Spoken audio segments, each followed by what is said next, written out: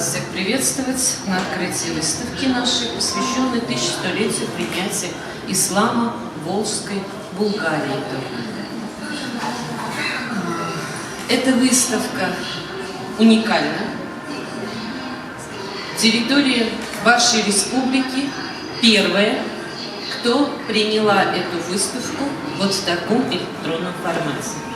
Весь контент этой выставки был не так давно, в день принятия ислама в мае, представлен в Госдуме Российской Федерации. На этой выставке был сам Володя, были все руководители партий.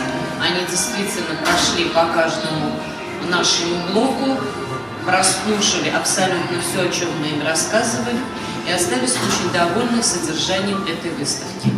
Когда мы готовили всю эту экспозицию, коротко только скажу, сначала подход был немножко другой. Мы хотели показать, как развивался ислам во всех направлениях развития на сегодняшний день нашей экономической деятельности и культуры.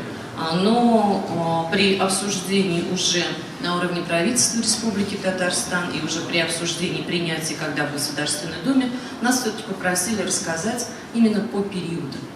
Как ислам по периодам шел не только у нас в республике. Конечно, мы большую часть о республике говорим, потому что большая часть материала сохранена у нас, но и по всей Российской Федерации. И я очень надеюсь на то, что, пусть мы с вами разных религий, но основы, которые там заложены, они присущи нам всем. Это уважение к старшим, это любовь к ближнему, это не убей, не укради и будь добр ко всем окружающим тебя людям. Вот все это есть в нашей выставке.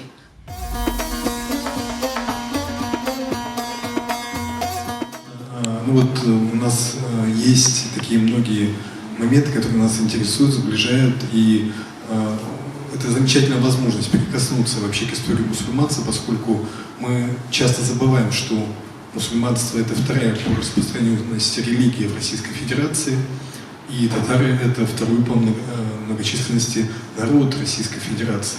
Российская Федерация — это многонациональное, многоконфессиональное государство, которое имеет необычную историю, отличающуюся от других стран.